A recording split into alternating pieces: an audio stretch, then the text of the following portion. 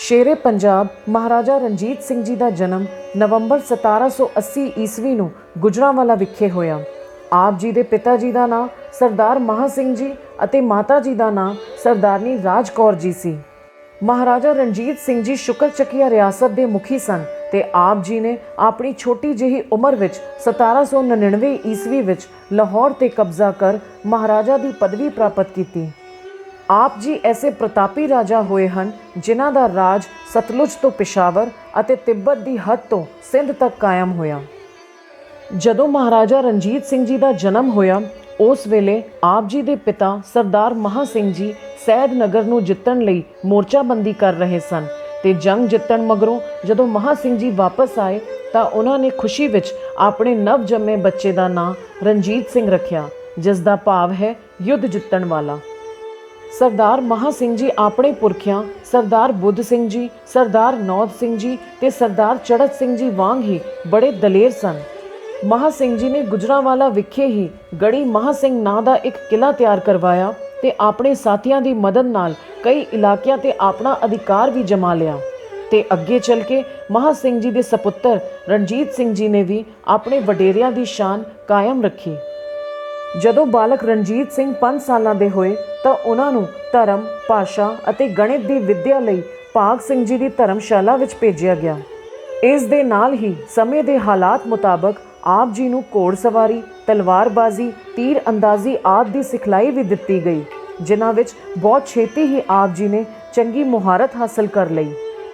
बचपन विच ही बालक रणजीत सिंह चेचक की बीमारी का शिकार हो गए, जिस दे असर करके आप दी खब्बी अख हमेशा लई जांदी रही ते चेहरे ते चेचक दे डूंगे निशान भी पै गए, पर वाहिगुरू जी की बख्शिश सदका आप जी की जान बच गई। जदों रणजीत सिंह जी 10 वरियां दे होए तो उन्होंने सहोदरा की मुहिम विच अपने पिता सरदार महा सिंह जी का साथ दिता। इस जंग विच सरदार महा सिंह जी बुरी तरह जख्मी हो गए, जिस तो बाद वो जंग की कमान अपने होनहार पुत्र रणजीत सिंह नूं सौंप के आप गुजरांवाला विखे वापस आ गए। इस गल का पता लगते ही भंगी रियासत ने अपनी सेना बालक रणजीत सिंह के विरुद्ध सहोदरा वल नूं भेज दिती, पर बालक रणजीत सिंह ने सेना नूं राह विच रोक के तकड़ी हार दिती। 1792 ईस्वी विच सरदार महा सिंह जी अकाल चलाना कर गए, जिस तो बाद लगभग 12 साल की उम्र विच महाराजा रणजीत सिंह जी ने अपने पिता की थां संभाली। इसे तरह एक बार चट्ठा कबीले के सरदार हशमत खान ने भी रणजीत सिंह जी नूं इकल्ला वेख जानो मारन की कोशिश की, पर आपने अपनी शमशीर के इक्को वार नाल हशमत खान का सिर धड़ नालों वखरा कर दिता, जिस तो बाद चट्टियां ने ईन मन लई ते उन्हां दा सारा इलाका महाराजा रणजीत सिंह जी ने अपने राज अंदर शामिल कर लिया। महाराजा रणजीत सिंह जी का विआह 1796 ईस्वी नूं कन्हैया रियासत के सरदार गुरबख्श सिंह जी की सपुत्री महताब कौर नाल होया ते 1837 ईस्वी विच पिंड चाड़ तहसील जफरवाल जिला सियालकोट पंजाब के नामवर सरदार मन्ना सिंह जी की सपुत्री जिंद कौर नाल होया, जिन्हां नूं परिवार विच प्यार नाल जिंदा कह के भी बुलाया जाता सी। आप जी के 4 सपुत्र शेर सिंह, तारा सिंह, खड़क सिंह ते दलीप सिंह सन। 1799 ईस्वी विच लाहौर ते कब्जा करन तो बाद 1801 ईस्वी की विसाखी वाले दिन लाहौर विच एक वड्डा दीवान किया गया, जिस विच आप जी नूं महाराजे का खिताब दिता गया ते उसे ही दिन महाराजे वालों सिक्का चलाउण का उद्घाटन भी किया गया। महाराजा रणजीत सिंह जी ने अपने नां दे पिछे कदे कोई खिताब ना लगाया। आप जी ने अपनी सरकार नूं सरकारे खालसा होण दा ऐलान किया। आप जी अपनी प्रसिद्धि तो वध अपने गुरु साहिबान दे नां दी प्रसिद्धि चाहुंदे सन। आप जी ने श्री गुरु नानक पातशाह जी ते श्री गुरु गोबिंद सिंह पातशाह जी दे नां दे सिक्के चलाए। इस समय पंजाब की राजनीतिक अवस्था बड़ी गुंझलदार सी। ये सारा इलाका 14 हिस्सियां विच वंडिया होया सी। 12 टोटे सिख मिसला दे सन। 13वां हिस्सा पठाणा के अधीन कसूर शहर सी जो लाहौर के नेड़े पैंदा सी अते 14वां हिस्सा हासी सी जो कि जॉर्ज थॉमस नां दे अंग्रेज़ के अधीन सी। इन्हां सारियां दे चुफेरे 5 दुश्मन शक्तियां राजपूत, अफगानी, गोरखे, अंग्रेज़ ते मराठे सन जो इस ताक विच सन ਕਿ ਕਿਸੇ ਵੀ ਤਰ੍ਹਾਂ ਇੱਕ ਕਰਕੇ ਸਾਰਾ ਪੰਜਾਬ ਆਪਣੇ ਅਧੀਨ ਕਰ ਲਿਆ ਜਾਵੇ। ਪਰ ਸਿੱਖਾਂ ਨੇ ਤਾਂ ਹਮੇਸ਼ਾ ਹੀ ਬਹੁਤ ਵੱਡੀਆਂ ਮੁਸੀਬਤਾਂ ਦਾ ਬੜਾ ਡਟ ਕੇ ਮੁਕਾਬਲਾ ਕੀਤਾ ਸੀ। ਕਦੇ ਨਾਦਰ ਸ਼ਾਹ ਦੇ ਹਮਲੇ ਤੇ ਕਦੇ ਅਬਦਾਲੀ ਦੇ ਹਮਲੇ। ਸਿੱਖਾਂ ਨੂੰ ਖਤਮ ਕਰਨ ਲਈ ਸਮੇਂ ਦੀ ਹਕੂਮਤ ਨੇ ਬਥੇਰੇ ਜ਼ੋਰ ਲਾਏ, ਪਰ ਸਿੱਖਾਂ ਦੇ ਉੱਚੇ ਸੁੱਚੇ ਇਖਲਾਕ, ਬੇਪਨਾਹ ਦਲੇਰੀ, ਆਪਣੇ ਗੁਰੂ ਦਾ ਵਿਸ਼ਵਾਸ ਅਤੇ ਬਹਾਦਰੀ ਭਰੇ ਜੀਵਨ ਕਰਕੇ ਆਮ ਲੋਕਾਂ ਦੀ ਹਮਦਰਦੀ ਹਮੇਸ਼ਾ ਹੀ ਸਿੱਖਾਂ ਦਾ ਸਹਾਰਾ ਬਣੀ, ਜਿਸ ਸਦਕਾ ਸਿੱਖ ਸਰਦਾਰਾਂ ਨੇ ਛੇਤੀ ਹੀ ਸਾਰੇ ਪੰਜਾਬ ਵਿੱਚ ਆਪਣੇ ਪ੍ਰਭਾਵ ਅਧੀਨ ਇਲਾਕਿਆਂ ਵਿੱਚ ਸੁਤੰਤਰ ਰਾਜ ਸਥਾਪਿਤ ਕਰ ਲਏ, ਜਿਨ੍ਹਾਂ ਨੂੰ 12 ਮਿਸਲਾਂ ਕਿਹਾ ਜਾਂਦਾ ਹੈ। ਪੰਜਾਬ ਦੇ ਅੰਦਰੂਨੀ ਅਤੇ ਬਾਹਰੀ ਹਾਲਾਤ ਨੂੰ ਧਿਆਨ ਵਿੱਚ ਰੱਖ ਕੇ ਮਹਾਰਾਜਾ ਰਣਜੀਤ ਸਿੰਘ ਜੀ ਚਾਹੁੰਦੇ ਸਨ ਕਿ ਕਿਸੇ ਤਰ੍ਹਾਂ ਸਾਰੀਆਂ ਮਿਸਲਾਂ ਨੂੰ ਇਕੱਠੇ ਕਰਕੇ ਸਿੱਖਾਂ ਦੀ ਸਾਰੀ ਸ਼ਕਤੀ ਨੂੰ ਇੱਕ ਥਾਂ ਤੇ ਸੰਗਠਿਤ ਕੀਤਾ ਜਾਵੇ। ਤੇ ਇਸ ਸੋਚ ਨੂੰ ਅਮਲੀ ਰੂਪ ਦੇਣ ਲਈ ਮਹਾਰਾਜਾ ਨੇ ਬੜੀ ਤੇਜ਼ੀ ਨਾਲ ਕੰਮ ਕਰਨਾ ਸ਼ੁਰੂ ਕਰ ਦਿੱਤਾ। ਜਿਹੜੀਆਂ ਤਾਕਤਵਰ ਮਿਸਲਾਂ ਸਨ, ਉਹਨਾਂ ਦੇ ਸਰਦਾਰਾਂ ਨਾਲ ਆਪ ਜੀ ਨੇ ਮਿੱਤਰਤਾ ਵਾਲੇ ਸੰਬੰਧ ਕਾਇਮ ਕਰਨੇ ਆਰੰਭ ਕਰ ਦਿੱਤੇ, ਜਿਸ ਨਾਲ ਆਪਸੀ ਪਿਆਰ ਅਤੇ ਵਿਸ਼ਵਾਸ ਵਿੱਚ ਵੀ ਵਾਧਾ ਹੋਇਆ। ਇਸ ਤਰ੍ਹਾਂ ਮਹਾਰਾਜਾ ਰਣਜੀਤ ਸਿੰਘ ਜੀ ਨੇ ਆਪਣੇ ਤਜਰਬੇ ਅਤੇ ਸਿਆਣਪ ਤੋਂ ਕੰਮ ਲੈਂਦੇ ਹੋਏ ਆਪਣੇ ਰਾਜ ਦਾ ਚੰਗਾ ਵਿਸਥਾਰ ਕਰ ਲਿਆ। ਆਪ ਜੀ ਦਾ ਦਰਬਾਰ ਬੜੇ ਲਾਇਕ ਅਹਿਲਕਾਰਾਂ ਅਤੇ ਸੂਰਬੀਰ ਜਰਨੈਲਾਂ ਨਾਲ ਭਰਪੂਰ ਸੀ। ਅਕਾਲੀ ਬਾਬਾ ਫੂਲਾ ਸਿੰਘ ਜੀ, ਸਰਦਾਰ ਹਰੀ ਸਿੰਘ ਨਲੂਆ ਆਦਿ ਆਪ ਜੀ ਦੇ ਪ੍ਰਮੁੱਖ ਜੰਗੀ ਜਰਨੈਲਾਂ ਵਿੱਚੋਂ ਇੱਕ ਸਨ।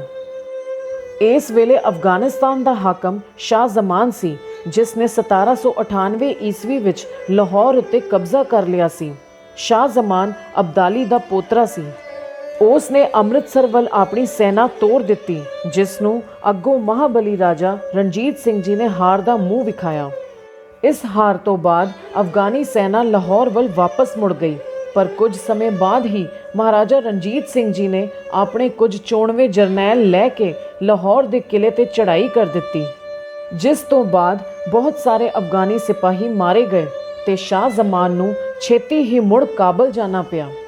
ਜੁਲਾਈ 1799 ਈਸਵੀ ਵਿੱਚ ਲਾਹੌਰ ਵਾਸੀਆਂ ਦੇ ਸੱਦੇ ਤੇ ਮਹਾਰਾਜਾ ਰਣਜੀਤ ਸਿੰਘ ਜੀ ਉੱਥੇ ਗਏ ਤੇ ਉੱਥੇ ਆਪਣਾ ਪੱਕਾ ਕਬਜ਼ਾ ਕਰਕੇ ਲਾਹੌਰ ਨੂੰ ਆਪਣੇ ਰਾਜ ਵਿੱਚ ਸ਼ਾਮਲ ਕਰ ਲਿਆ। ਪੰਜਾਬ ਦੇ ਇਤਿਹਾਸ ਵਿੱਚ ਲਾਹੌਰ ਦੀ ਬਹੁਤ ਮਹੱਤਤਾ ਹੈ। ਇਹ ਚਿਰਾਂ ਤੋਂ ਪੰਜਾਬ ਦੀ ਰਾਜਧਾਨੀ ਰਿਹਾ ਹੈ। ਇੱਥੇ ਹੀ ਸ਼ਹੀਦਾਂ ਦੇ ਸਰਤਾਜ ਗੁਰੂ ਜੀ ਨੂੰ ਜਹਾਂਗੀਰ ਦੇ ਹੁਕਮ ਤੇ ਚੰਦੂ ਨੇ ਬੜੇ ਭਿਆਨਕ ਤਸੀਹੇ ਦੇ ਕੇ ਸ਼ਹੀਦ ਕੀਤਾ ਸੀ। ਜ਼ਕਰੀਆ ਖਾਨ, ਯਹੀਆ ਖਾਨ ਤੇ ਮੀਰ ਮਨੂ ਵਰਗੇ ਜ਼ਾਲਮਾਂ ਨੇ ਬਹੁਤ ਵਾਰੀ ਲਾਹੌਰ ਸ਼ਹਿਰ ਤੋਂ ਹੀ ਸਿੰਘਾਂ ਦੇ ਕਤਲ ਦੇ ਫਰਮਾਨ ਜਾਰੀ ਕੀਤੇ ਸਨ। ਪਿਛਲੇ 80 ਸਾਲਾਂ ਤੋਂ ਲਾਹੌਰ ਦੇ ਜਿਸ ਸ਼ਾਹੀ ਕਿਲੇ ਵਿੱਚੋਂ ਸਿੱਖਾਂ ਵਿਰੁੱਧ ਸਾਜ਼ਿਸ਼ਾਂ ਰਚੀਆਂ ਜਾਂਦੀਆਂ ਰਹੀਆਂ ਸਨ, ਮਹਾਰਾਜਾ ਰਣਜੀਤ ਸਿੰਘ ਜੀ ਦੀ ਸੂਰਬੀਰਤਾ ਕਰਕੇ ਉਸੇ ਸ਼ਾਹੀ ਕਿਲੇ ਉੱਤੇ ਹੁਣ ਸਿੱਖਾਂ ਦਾ ਕੇਸਰੀ ਨਿਸ਼ਾਨ ਸਾਹਿਬ ਲਹਿਰਾਉਣ ਲੱਗ ਪਿਆ। ਸਿੱਖਾਂ ਨੂੰ ਮੂਲੋਂ ਹੀ ਖਤਮ ਕਰ ਦੇਣ ਦਾ ਐਲਾਨ ਕਰਨ ਵਾਲੇ ਆਪ ਹੀ ਮੁੱਕ ਗਏ। ਥੋੜੇ ਸਮੇਂ ਵਿੱਚ ਹੀ ਮਹਾਰਾਜਾ ਰਣਜੀਤ ਸਿੰਘ ਜੀ ਨੇ ਮੁਲਤਾਨ, ਅਟਕ, ਕਸ਼ਮੀਰ ਅਤੇ ਪਿਸ਼ਾਵਰ ਆਦਿ ਇਲਾਕਿਆਂ ਨੂੰ ਵੀ ਆਪਣੇ ਰਾਜ ਵਿੱਚ ਸ਼ਾਮਲ ਕਰ ਲਿਆ। ਇਹਨਾਂ ਜਿੱਤਾਂ ਵਿੱਚ ਫਤਿਹ ਸਿੰਘ ਆਹਲੂਵਾਲੀਆ ਜੀ, ਅਕਾਲੀ ਫੂਲਾ ਸਿੰਘ ਜੀ ਅਤੇ ਸਰਦਾਰ ਹਰੀ ਸਿੰਘ ਨਲੂਆ ਜੀ ਦਾ ਵੱਡਾ ਯੋਗਦਾਨ ਰਿਹਾ ਸੀ। ਮਹਾਰਾਜਾ ਰਣਜੀਤ ਸਿੰਘ ਜੀ ਨੇ ਆਪਣੀ ਸਿਆਣਪ ਤੇ ਦੂਰ ਅੰਦੇਸ਼ੀ ਨਾਲ ਪੰਜਾਬ ਦੇ ਵਿਸ਼ਾਲ ਇਲਾਕਿਆਂ ਉੱਤੇ ਆਪਣਾ ਮਜ਼ਬੂਤ ਰਾਜ ਕਾਇਮ ਕੀਤਾ। ਸਾਰੇ ਪੰਜਾਬ ਵਾਸੀ ਮਹਾਰਾਜਾ ਰਣਜੀਤ ਸਿੰਘ ਜੀ ਨੂੰ ਸ਼ੇਰੇ ਪੰਜਾਬ ਕਹਿ ਕੇ ਸਨਮਾਨ ਦੇਣ ਲੱਗ ਪਏ। ਹੁਣ ਸ਼ੇਰੇ ਪੰਜਾਬ ਮਹਾਰਾਜਾ ਰਣਜੀਤ ਸਿੰਘ ਜੀ ਏਸ਼ੀਆ ਦੀ ਵੱਡੀ ਤਾਕਤ ਬਣ ਕੇ ਉਭਰੇ ਤੇ ਗੁਆਂਢੀ ਦੇਸ਼ਾਂ ਨੇ ਵੀ ਇਹਨਾਂ ਨਾਲ ਮਿੱਤਰਤਾ ਵਾਲੇ ਸੰਬੰਧ ਬਣਾਉਣ ਵਿੱਚ ਬਹੁਤ ਮਾਣ ਮਹਿਸੂਸ ਕੀਤਾ। ਸੰਸਾਰ ਦਾ ਸਭ ਤੋਂ ਬੇਸ਼ਕੀਮਤੀ ਕੋਹਿਨੂਰ ਹੀਰਾ, ਜੋ ਕਿ ਤਖਤੇ ਤਾਊਸ ਦੇ ਉੱਪਰਲੇ ਹਿੱਸੇ ਵਿੱਚ ਜੜਿਆ ਹੋਇਆ ਸੀ ਤੇ ਨਾਦਰ ਸ਼ਾਹ ਦੇ ਲੁੱਟਣ ਤੋਂ ਬਾਅਦ ਅਹਿਮਦ ਸ਼ਾਹ ਅਬਦਾਲੀ ਕੋਲ ਹੁੰਦਾ ਹੋਇਆ 1813 ਈਸਵੀ ਵਿੱਚ ਇਹ ਮਹਾਰਾਜਾ ਰਣਜੀਤ ਸਿੰਘ ਜੀ ਪਾਸ ਪੁੱਜਿਆ। ਮਹਾਰਾਜਾ ਰਣਜੀਤ ਸਿੰਘ ਜੀ ਦੀਵਾਲੀ, ਦੁਸ਼ਹਿਰੇ ਅਤੇ ਹੋਰ ਵੱਡੇ ਤਿਉਹਾਰਾਂ ਦੇ ਮੌਕੇ ਕੋਹਿਨੂਰ ਨੂੰ ਆਪਣੀ ਬਾਹ ਵਿੱਚ ਬੰਨ੍ਹ ਕੇ ਨਿਕਲਦੇ ਤੇ ਜਦੋਂ ਵੀ ਉਹ ਮੁਲਤਾਨ, ਪਿਸ਼ਾਵਰ ਜਾਂ ਦੂਜੇ ਸ਼ਹਿਰਾਂ ਦੇ ਦੌਰੇ ਤੇ ਜਾਂਦੇ ਸਨ ਤਾਂ ਕੋਹਿਨੂਰ ਹੀਰਾ ਉਹਨਾਂ ਦੇ ਨਾਲ ਜਾਂਦਾ ਸੀ। ਕੋਹਿਨੂਰ ਬਾਰੇ ਇਹ ਵੀ ਕਿਹਾ ਜਾਂਦਾ ਹੈ ਕਿ ਇਹ ਜਿਸ ਵੀ ਰਾਜੇ ਕੋਲ ਰਿਹਾ, ਕੁਝ ਹੀ ਸਾਲਾਂ ਵਿੱਚ ਜਾਂ ਤਾਂ ਉਸ ਦਾ ਕਤਲ ਹੋ ਗਿਆ ਜਾਂ ਉਹ ਹਕੂਮਤ ਵੱਲੋਂ ਗੁਲਾਮ ਬਣਾ ਲਿਆ ਗਿਆ। ਪਰ ਲਗਭਗ 26 ਸਾਲ ਇਹ ਬੇਸ਼ਕੀਮਤੀ ਹੀਰਾ ਸ਼ੇਰੇ ਪੰਜਾਬ ਮਹਾਰਾਜਾ ਰਣਜੀਤ ਸਿੰਘ ਜੀ ਦੇ ਡੋਲਿਆਂ ਦੀ ਸ਼ਾਨ ਬਣ ਕੇ ਰਿਹਾ। ਤੇ ਉਹਨਾਂ ਦੇ ਆਕਾਰ ਚਲਾਣੇ ਮਗਰੋਂ ਇਹ ਕੋਹਿਨੂਰ ਅੰਗਰੇਜ਼ ਹਕੂਮਤ ਵੱਲੋਂ ਖੋਹ ਲਿਆ ਗਿਆ। ਮਹਾਰਾਜਾ ਰਣਜੀਤ ਸਿੰਘ ਜੀ ਸੁਭਾਅ ਕਰਕੇ ਬੜੇ ਦਇਆਲੂ ਸਨ। ਉਹਨਾਂ ਨੇ ਵੱਖ-ਵੱਖ ਇਲਾਕਿਆਂ ਨੂੰ ਆਪਣੇ ਰਾਜ ਵਿੱਚ ਸ਼ਾਮਲ ਕਰਨ ਵੇਲੇ ਗੈਰ ਜ਼ਰੂਰੀ ਲਹੂ ਬਿਲਕੁਲ ਵੀ ਨਹੀਂ ਡੋਲਿਆ। ਉਹਨਾਂ ਨੇ ਕਿਸੇ ਵੀ ਮਿਸਲ ਦੇ ਸਰਦਾਰ ਨੂੰ ਮੌਤ ਦੇ ਘਾਟ ਨਾ ਉਤਾਰਿਆ, ਸਗੋਂ ਉਹਨਾਂ ਨੂੰ ਗੁਜ਼ਾਰੇ ਲਈ ਜਗੀਰਾਂ ਦੇ ਦਿੱਤੀਆਂ। ਆਪਣੇ ਰਾਜਕਾਲ ਦੇ ਲਗਭਗ 50 ਸਾਲ ਦੇ ਸਮੇਂ ਦੌਰਾਨ ਉਹਨਾਂ ਨੇ ਕਿਸੇ ਵੀ ਅਪਰਾਧੀ ਨੂੰ ਕਦੇ ਫਾਂਸੀ ਦੀ ਸਜ਼ਾ ਨਾ ਦਿੱਤੀ। ਸ਼ੇਰੇ ਪੰਜਾਬ ਦੇ ਰਾਜ ਵਿੱਚ ਹਰ ਕਿਸੇ ਨੂੰ ਧਾਰਮਿਕ ਆਜ਼ਾਦੀ ਸੀ। ਉਹਨਾਂ ਦੇ ਰਾਜ ਵਿੱਚ ਹਿੰਦੂ ਆਪਣੇ ਮੰਦਰਾਂ ਵਿੱਚ ਤੇ ਮੁਸਲਮਾਨ ਮਸੀਤਾਂ ਵਿੱਚ ਆਪਣੇ ਪ੍ਰਭੂ ਦੀ ਆਰਾਧਨਾ ਬੇਖੌਫ ਕਰ ਸਕਦੇ ਸਨ। ਕਿਸੇ ਨੂੰ ਵੀ ਇੱਕ ਦੂਜੇ ਦੇ ਧਰਮ ਵਿੱਚ ਦਖਲ ਦੇਣ ਦਾ ਕੋਈ ਹੱਕ ਨਹੀਂ ਸੀ। ਸਭ ਧਰਮਾਂ ਦੇ ਲੋਕ ਆਪਸ ਵਿੱਚ ਸੁਖੀ ਵਸਦੇ ਸਨ। ਗੈਰ ਸਿੱਖਾਂ ਪ੍ਰਤੀ ਆਪ ਜੀ ਦਾ ਵਤੀਰਾ ਹਮੇਸ਼ਾ ਹੀ ਸਾਂਝੀਵਾਲਤਾ ਤੇ ਆਧਾਰਿਤ ਸੀ। ਆਪ ਜੀ ਨੇ ਕਦੇ ਵੀ ਹਿੰਦੂ, ਮੁਸਲਮਾਨ, ਸਿੱਖ ਤੇ ਈਸਾਈ ਵਿੱਚ ਕੋਈ ਭੇਦਭਾਵ ਨਹੀਂ ਰੱਖਿਆ। ਸਰਕਾਰੀ ਪਦਵੀਆਂ ਧਰਮ, ਜਾਤ, ਰੰਗ ਆਦਿ ਦੇ ਵਿਤਕਰੇ ਤੋਂ ਉੱਪਰ ਉੱਠ ਕੇ ਦਿੱਤੀਆਂ ਜਾਂਦੀਆਂ ਸਨ। ਸ਼ੇਰੇ ਪੰਜਾਬ ਨੇ ਸਹੀ ਅਰਥਾਂ ਵਿੱਚ ਧਰਮ ਨਿਰਪੱਖ ਰਾਜ ਸਥਾਪਿਤ ਕੀਤਾ ਸੀ। ਮਹਾਰਾਜਾ ਆਪਣੀ ਪਰਜਾ ਨਾਲ ਵੀ ਅਥਾਹ ਪਿਆਰ ਕਰਦੇ ਸਨ। ਉਹ ਕਿਸੇ ਨੂੰ ਵੀ ਦੁੱਖ ਜਾਂ ਤਕਲੀਫ ਵਿੱਚ ਨਹੀਂ ਵੇਖ ਸਕਦੇ ਸਨ। ਇਸ ਗੱਲ ਦਾ ਪਤਾ ਆਪ ਜੀ ਦੇ ਜੀਵਨ ਦੀਆਂ ਕਈ ਵੱਡੀਆਂ ਛੋਟੀਆਂ ਘਟਨਾਵਾਂ ਤੋਂ ਲੱਗਦਾ ਹੈ। ਜਿਵੇਂ ਇੱਕ ਬੱਚੇ ਦੁਆਰਾ ਗਲਤੀ ਨਾਲ ਮਹਾਰਾਜੇ ਨੂੰ ਰੋੜਾ ਲੱਗਣ ਤੇ ਜਦੋਂ ਉਸ ਨੂੰ ਪੁੱਛਿਆ ਗਿਆ ਤੇ ਪਤਾ ਲੱਗਾ ਕਿ ਉਹ ਬੇਰੀ ਹਾਸਲ ਕਰਨ ਵਾਸਤੇ ਵੱਟਾ ਬੇਰੀ ਦੇ ਰੁੱਖ ਨੂੰ ਮਾਰ ਰਿਹਾ ਸੀ, ਤਾਂ ਉਸ ਬੱਚੇ ਨੂੰ ਸਜ਼ਾ ਦੇਣ ਦੀ ਥਾਂ ਮਹਾਰਾਜਾ ਰਣਜੀਤ ਸਿੰਘ ਜੀ ਨੇ ਉਸ ਨੂੰ ਕਿਹਾ ਕਿ ਪੁੱਤਰ, ਹੁਣ ਤੇਰੇ ਵੱਟੇ ਬੇਰੀ ਦੇ ਰੁੱਖ ਨੂੰ ਨਹੀਂ ਮਹਾਰਾਜੇ ਨੂੰ ਲੱਗੇ ਹਨ, ਇਸ ਲਈ ਤੈਨੂੰ ਬੇਰ ਨਹੀਂ ਮੋਹਰਾਂ ਦੀ ਥੈਲੀ ਮਿਲੇਗੀ। ਇਸੇ ਤਰ੍ਹਾਂ ਪਰਜਾ ਨਾਲ ਇਨਸਾਫ ਕਰਨ ਦੀ ਆਪ ਜੀ ਦੇ ਜੀਵਨ ਦੀ ਇੱਕ ਇਹ ਘਟਨਾ ਵੀ ਸਾਹਮਣੇ ਆਉਂਦੀ ਹੈ ਕਿ ਸ਼ੇਰੇ ਪੰਜਾਬ ਅਕਸਰ ਆਪਣਾ ਭੇਖ ਬਦਲ ਕੇ ਪਰਜਾ ਦਾ ਹਾਲ ਜਾਣਨ ਲਈ ਸ਼ਹਿਰ ਵਿੱਚ ਨਿਕਲਦੇ ਸਨ। ਇੱਕ ਵਾਰ ਜਦੋਂ ਇੱਕ ਮੁੰਡਾ ਆਪਣੀ ਗਾਂ ਨੂੰ ਵੇਚਣ ਮਹਿਲ ਵੱਲ ਜਾ ਰਿਹਾ ਸੀ ਤਾਂ ਰਾਹ ਵਿੱਚ ਉਸ ਨੇ ਮਹਾਰਾਜੇ ਤੋਂ ਹੀ, ਜੋ ਕਿ ਭੇਖ ਬਦਲ ਕੇ ਘੁੰਮ ਰਹੇ ਸਨ, ਨੂੰ ਗਾਂ ਨੂੰ ਮਹਿਲ ਤੱਕ ਪਹੁੰਚਾਉਣ ਲਈ ਮਦਦ ਮੰਗੀ ਤੇ ਕਿਹਾ ਕਿ ਇਸ ਦੇ ਬਦਲੇ ਮੈਨੂੰ ਜੋ ਵੀ ਮਿਲੇਗਾ ਉਹ ਅੱਧਾ ਵੰਡ ਲਵਾਂਗੇ। ਮਹਿਲ ਪਹੁੰਚਣ ਤੇ ਮਹਾਰਾਜੇ ਨੇ ਗੁਪਤ ਦਰਵਾਜ਼ੇ ਤੋਂ ਅੰਦਰ ਜਾ ਕੇ ਸ਼ਾਹੀ ਮੁਲਾਜ਼ਮ ਨੂੰ ਗਾਂ ਵੇਚਣ ਆਏ ਮੁੰਡੇ ਨੂੰ 5 ਰੁਪਏ ਦੇਣ ਨੂੰ ਕਿਹਾ, ਪਰ ਉਸ ਸ਼ਾਹੀ ਆਦਮੀ ਨੇ 8 ਆਨੇ ਦੇ ਕੇ ਮੁੰਡੇ ਨੂੰ ਤੋਰ ਦਿੱਤਾ। ਇਸ ਗੱਲ ਦਾ ਪਤਾ ਜਦੋਂ ਮਹਾਰਾਜੇ ਨੂੰ ਲੱਗਾ ਤਾਂ ਉਹਨਾਂ ਉਸ ਸ਼ਾਹੀ ਮੁਲਾਜ਼ਮ ਨੂੰ ਇਸ ਬੇਈਮਾਨੀ ਦੀ ਸਜ਼ਾ ਦਿੱਤੀ ਤੇ ਗਾਂ ਲਿਆਉਣ ਵਾਲੇ ਮੁੰਡੇ ਨੂੰ 10 ਰੁਪਏ ਦਿੱਤੇ। ਇਸ ਘਟਨਾ ਤੋਂ ਪਰਜਾ ਅੰਦਰ ਇਹ ਵਿਸ਼ਵਾਸ ਪੱਕਾ ਹੋ ਗਿਆ ਕਿ ਸ਼ੇਰੇ ਪੰਜਾਬ ਦੇ ਰਾਜ ਵਿੱਚ ਕਿਸੇ ਨਾਲ ਵੀ ਬੇਇਨਸਾਫੀ ਨਹੀਂ ਹੋ ਸਕਦੀ। ਐਵੇਂ ਹੀ ਜਦੋਂ ਇੱਕ ਵਾਰ ਦੇਸ਼ ਵਿੱਚ ਕਾਲ ਪੈਣ ਤੇ ਮਹਾਰਾਜਾ ਰਣਜੀਤ ਸਿੰਘ ਜੀ ਨੇ ਆਪਣੀ ਪਰਜਾ ਲਈ ਸਰਕਾਰੀ ਗੋਦਾਮ ਖੋਲ੍ਹ ਦਿੱਤੇ ਤਾਂ ਇੱਕ ਬਜ਼ੁਰਗ ਦੇ ਘਰ ਕੋਈ ਵੀ ਨੌਜਵਾਨ ਨਾ ਹੋਣ ਕਰਕੇ ਮਹਾਰਾਜਾ ਆਪ 20 ਸੇਰ ਅਨਾਜ ਦੀ ਪੰਡ ਉਸ ਬਜ਼ੁਰਗ ਦੇ ਘਰ ਪਹੁੰਚਾ ਕੇ ਆਏ ਸਨ। ਸ਼ੇਰੇ ਪੰਜਾਬ ਮਹਾਰਾਜਾ ਰਣਜੀਤ ਸਿੰਘ ਜੀ ਲਈ ਉਸ ਵੇਲੇ ਇੱਕ ਗੱਲ ਆਮ ਪ੍ਰਚਲਿਤ ਸੀ ਕਿ ਆਪ ਜੀ ਨਾਲ ਜੋ ਵੀ ਚੀਜ਼ ਛੁਆ ਲਈ ਜਾਵੇ ਉਹ ਸੋਨਾ ਬਣ ਜਾਂਦੀ ਹੈ। ਆਪ ਜੀ ਨੂੰ ਪਾਰਸ ਦੇ ਤੁਲ ਕਿਹਾ ਜਾਂਦਾ ਸੀ।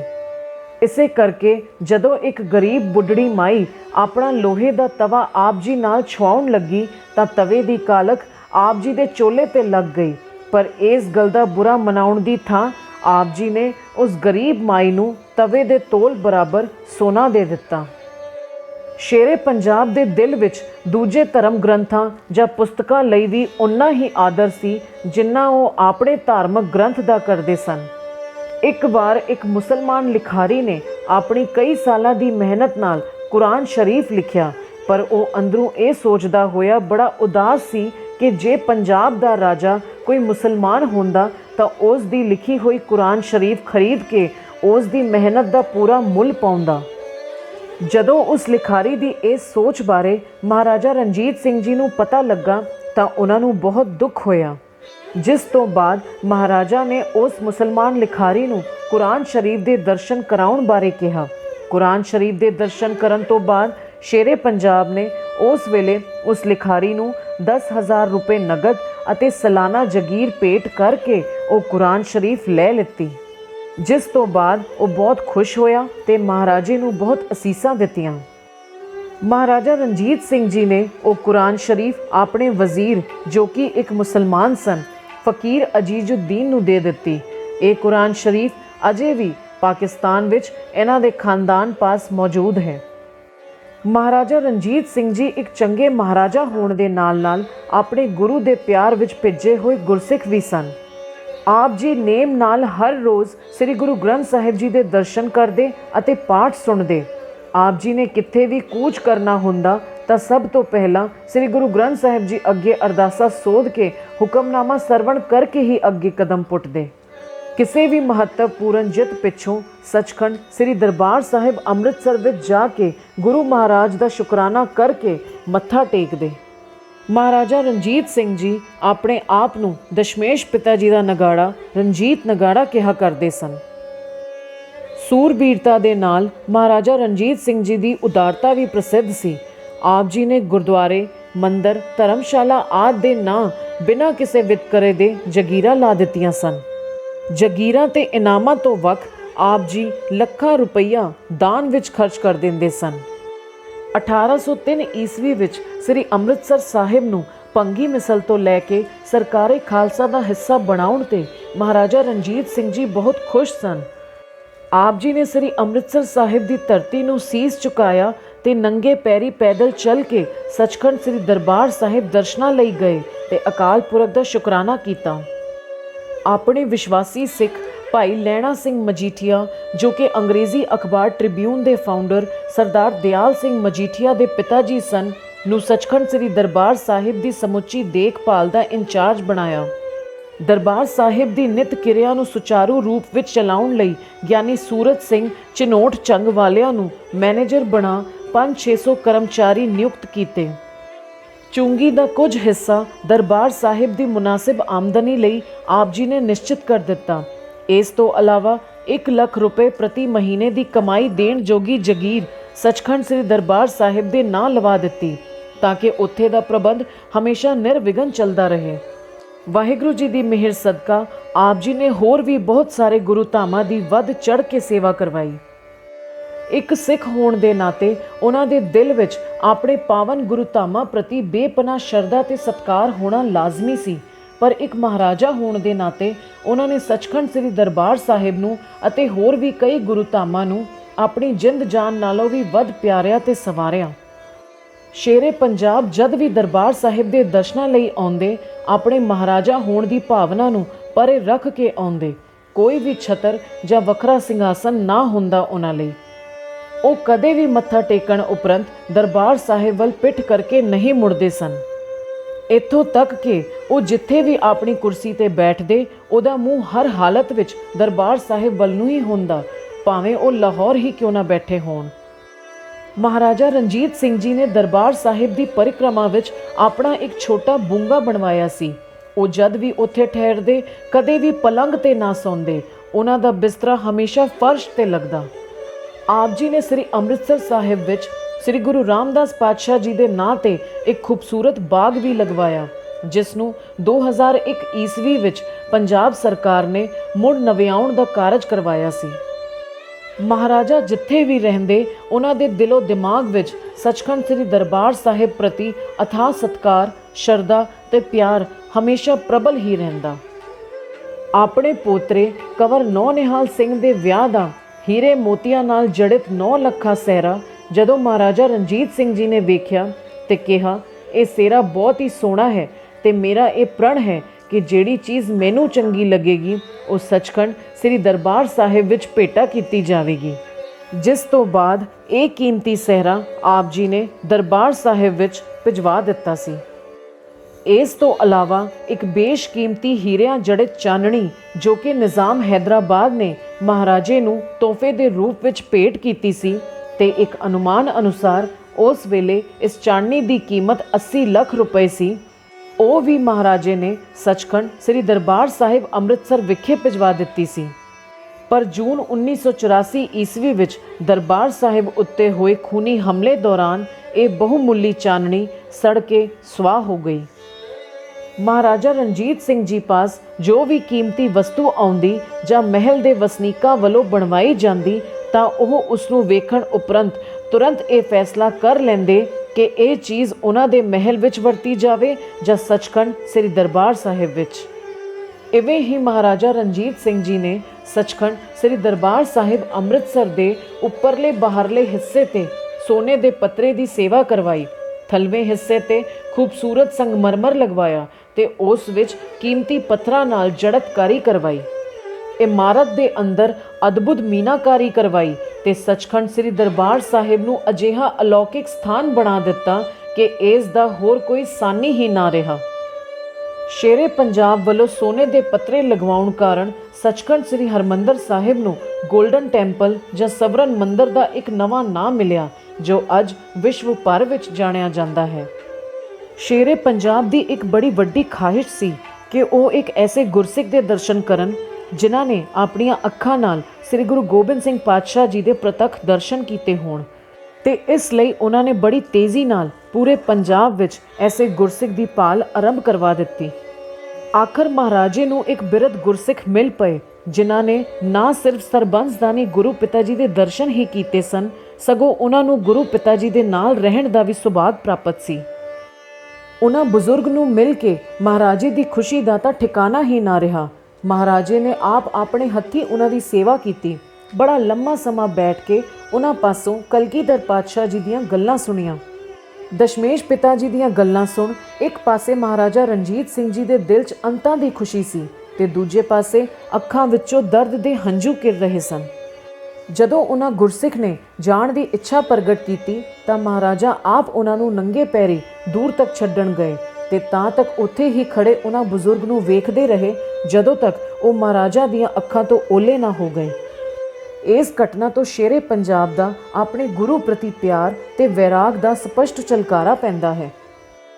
ਸ਼ੇਰੇ ਪੰਜਾਬ ਮਹਾਰਾਜਾ ਰਣਜੀਤ ਸਿੰਘ ਜੀ ਦੀ ਤਾਕ ਸਾਰੀ ਦੁਨੀਆ ਵਿੱਚ ਫੈਲਣ ਤੋਂ ਬਾਅਦ ਵੀ ਉਹਨਾਂ ਦੇ ਅੰਦਰ ਦੀ ਨਿਮਰਤਾ ਅਤੇ ਸਿੱਖ ਪੰਥ ਲਈ ਸਮਰਪਿਤ ਭਾਵਨਾ ਨਾਲ ਭਰੀ ਹੋਈ ਇੱਕ ਹੋਰ ਵੱਡੀ ਉਦਾਹਰਣ ਮਿਲਦੀ ਹੈ ਜਿਸ ਵਿੱਚ ਸ਼ੇਰੇ ਪੰਜਾਬ ਭਾਈਚਾਰਕ ਅਤੇ ਸਦਾਚਾਰਕ ਨਿਯਮਾਂ ਦੀ ਭੁੱਲ ਕਰ ਬੈਠੇ ਤੇ ਇਸ ਗਲਤੀ ਲਈ ਆਪ ਜੀ ਨੇ ਸ੍ਰੀ ਅਕਾਲ ਤਖਤ ਸਾਹਿਬ ਹਾਜ਼ਰ ਹੋ ਕੇ ਆਪਣੀ ਭੁੱਲ ਬਖਸ਼ਵਾਉਂਦੇ ਹੋਏ 100 ਕੋੜਿਆਂ ਦੀ ਸਜ਼ਾ ਤੱਕ ਖਿੜੇ ਮੱਥੇ ਕਬੂਲ ਕਰ ਲਈ।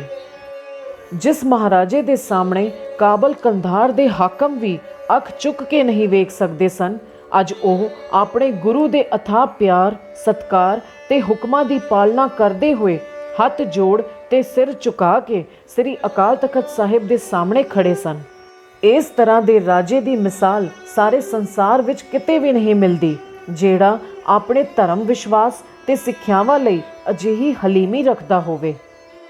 ਮਹਾਰਾਜਾ ਰਣਜੀਤ ਸਿੰਘ ਜੀ ਨੇ ਆਪਣੇ 50 ਸਾਲ ਦੇ ਰਾਜਕਾਲ ਦੌਰਾਨ ਕੀਤੇ ਹੋਏ ਲੋਕ ਭਲਾਈ ਦੇ ਕੰਮਾਂ ਕਰਕੇ ਸਭ ਦਾ ਪਿਆਰ ਤੇ ਭਰੋਸਾ ਜਿੱਤ ਲਿਆ ਸੀ। ਉਹ ਹਰ ਕਿਸੇ ਦੇ ਦਿਲ ਤੇ ਰਾਜ ਕਰਦੇ ਸਨ। ਪੰਜਾਬ ਦੀ ਸਲਾਮਤੀ ਅਤੇ ਖੁਸ਼ਹਾਲੀ ਸ਼ੇਰੇ ਪੰਜਾਬ ਦੀ ਰੋਬ-ਦਾਬ ਵਾਲੀ ਕਾਰਜਸ਼ੈਲੀ ਕਰਕੇ ਹੀ ਸੰਭਵ ਹੋ ਪਾਈ ਸੀ। ਇੱਕ ਦਿਨ ਅਚਾਨਕ ਮਹਾਰਾਜਾ ਰਣਜੀਤ ਸਿੰਘ ਜੀ ਦੇ ਬਿਮਾਰ ਪੈਣ ਦੀ ਖਬਰ ਆਈ। ਆਪ ਜੀ ਨੂੰ ਅਧਰੰਗ ਦਾ ਬੜਾ ਸਖਤ ਦੌਰਾ ਪਿਆ ਸੀ। ਆਪ 6 ਮਹੀਨੇ ਅਧਰੰਗ ਨਾਲ ਬਿਮਾਰ ਰਹੇ ਸਨ। ਵੈਦਾਂ ਹਕੀਮਾਂ ਨੇ ਬਥੇਰਾ ਜ਼ੋਰ ਲਾਇਆ। ਹਰ ਕੋਈ ਸ਼ੇਰੇ ਪੰਜਾਬ ਦੀ ਤੰਦਰੁਸਤੀ ਲਈ ਅਰਦਾਸਾਂ ਕਰਦਾ ਪਰ ਕਿਸੇ ਦੀ ਕੋਈ ਪੇਸ਼ ਨਾ ਚੱਲੀ ਤੇ ਅੰਤ ਉਹ ਸਮਾਂ ਆ ਗਿਆ ਜਿਸ ਨੇ ਕਿਸੇ ਤੋਂ ਵੀ ਟਲਣਾ ਨਹੀਂ। ਜੂਨ 1839 ਈਸਵੀ ਨੂੰ 58 ਸਾਲ 7 ਮਹੀਨੇ ਤੇ 26 ਦਿਨ ਦੀ ਉਮਰ ਭੋਗ ਕੇ ਪੰਜਾਬ ਦਾ ਇਹ ਸ਼ੇਰ ਅਕਾਲ ਪੁਰਖ ਦੇ ਚਰਨਾਂ ਵਿੱਚ ਜਾ ਬਿਰਾਜਿਆ। ਇਸ ਵੇਲੇ ਪੰਜਾਬ ਦਾ ਬੱਚਾ ਬੱਚਾ ਰੋ ਰਿਹਾ ਸੀ। ਰਾਜ ਦੇ ਲੋਕ ਕਈ ਦਿਨਾਂ ਤੱਕ ਸ਼ੋਕ ਵਿੱਚ ਡੁੱਬੇ ਰਹੇ। ਮਨੁੱਖਤਾ ਦਾ ਸੂਰਜ ਸਿਖਰ ਦੁਪਹਿਰੇ ਛੁਪ ਜੋ ਗਿਆ ਸੀ। ਮਹਾਰਾਜਾ ਰਣਜੀਤ ਸਿੰਘ ਜੀ ਦੇ ਅੰਤ ਨਾਲ ਇੱਕ ਯੁੱਗ ਦਾ ਅੰਤ ਹੋ ਗਿਆ ਸੀ। ਆਪ ਜੀ ਦੇ ਉੱਤਰਾਧਿਕਾਰੀ ਖੜਕ ਸਿੰਘ, ਨੌਨਿਹਾਲ ਸਿੰਘ, ਸ਼ੇਰ ਸਿੰਘ ਤੇ ਦਲੀਪ ਸਿੰਘ ਨੇ ਕ੍ਰਮ ਅਨੁਸਾਰ ਪੰਜਾਬ ਦਾ ਰਾਜ ਭਾਗ ਸੰਭਾਲਿਆ ਪਰ ਉੱਚੇ ਅਹੁਦਿਆਂ ਤੇ ਬੈਠੇ ਹੋਏ ਧੋਖੇਬਾਜ਼ ਡੋਗਰਿਆਂ ਨੇ ਇਹਨਾਂ ਵਿੱਚੋਂ ਕਿਸੇ ਦੀ ਪੇਸ਼ ਨਾ ਜਾਣ ਦਿੱਤੀ।